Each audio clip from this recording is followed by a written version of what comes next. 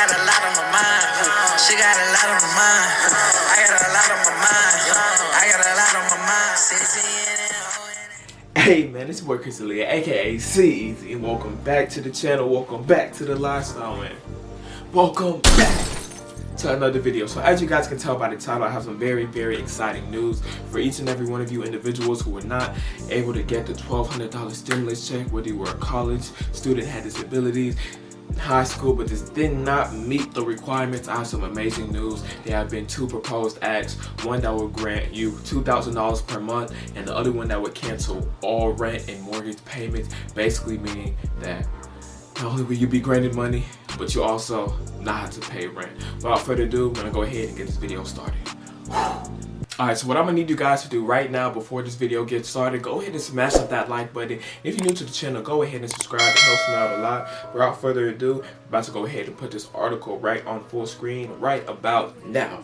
Okay, so as you guys can see, the proposed $2,000 monthly stimulus checks and canceled rent and mortgage payments for 1 year. That is correct. So as we can see right over here, it basically tells us that the CARES Act, it was good, but it just was not enough. It wasn't good enough. And as we scroll down, right over here, proposal number one, a $2,000 monthly stimulus check. This act will be known as the Emergency Money for the People Act. And it will provide a $2,000 monthly payment to every qualifying American over the age of 16 for up to 12 months. Y'all heard that correct, over the age of 16. And check out this next fact.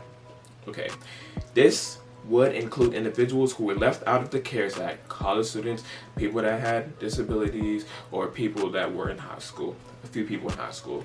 Such as I stated, some high school and college students and adults with disabilities who were ineligible to receive the stimulus check because they were claimed as a dependent on another tax return. Okay, so these monthly stimulus payments would be easier to receive because not everyone has a bank or a home address. And to address this, the Emergency Money for the People's Act calls for individuals to get paid through direct deposits, checks, prepaid debit cards, or even mobile money platforms such as Venmo, Zelle, and PayPal. And this is a great thing because, you know, not everybody has their money in their primary way of getting money from one spot. So this makes it so much easier for everyone to go ahead and get money. Okay, and also right over here, the $2,000 monthly stimulus check eligibility. So for all of you who are curious, do I really qualify for this? What are the eligibility requirements? They're right here. So every American age 16 and older making less than $130,000 annually will receive at least $2,000 per month. Married couples earning less than $260,000 would receive at least $4,000 per month. Makes sense, two people. And then qualifying families with children will receive an additional $500 per child. However, it's only up to 3 children. So basically what this means is that one household could receive up to $5,500 essentially. Okay. Those who had no earnings, were unemployed, or are currently unemployed would also be eligible for the stimulus even if they didn't file a tax return, which is great. And then those who were not eligible in 2019 or 2018 would be eligible in 2020 could submit at least 2 consecutive months of payments to verify their income eligibility, which this is great as well. Go over here, and that covers basically everything for the first proposed act. And to me, I really just see it's great. More Americans will be able to qualify. The big group of college students, adults, high schoolers that weren't able to get the money will qualify as well. And overall, in my opinion, I feel like this would be an amazing bill to pass, especially for the amount of time that we've been in quarantine and are projected to be in quarantine, to just, you know, take that burden off of people by granting them money, and talking about everyone. Okay, so the proposal, the number 2. This is to cancel rent and mortgage payments due to coronavirus emergency, and this will be known as the Rent and Mortgage Cancellation Act. And if this act is approved, it would call for a nationwide cancellation of rents and home mortgage payments through the duration of the coronavirus pandemic, or up to 1 year. So essentially whichever one, you know, lasts longer or shorter.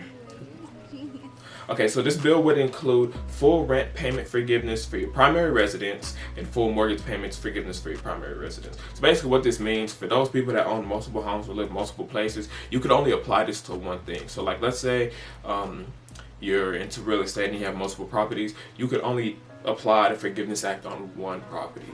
So like, let's say you're a college student right now, you have your apartment, but you're not currently staying there, but then you also stay home, and you kind of don't really got to worry about that. And go ahead, get the forgiveness for your apartment. You won't have to worry about that payment anymore.